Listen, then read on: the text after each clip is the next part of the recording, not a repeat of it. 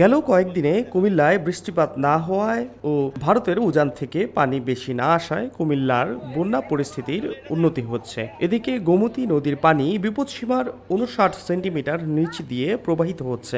এর ফলে বুড়িচং ব্রাহ্মণপাড়া উপজেলার পানিও কমছে। প্লাবিত কুমিল্লা জেলার দক্ষিণাঞ্চল লাকসাম মনোহরগঞ্জ ১৪গ্রাম উপজেলায় বন্যার পানি ক্রমশ নেমে যাচ্ছে।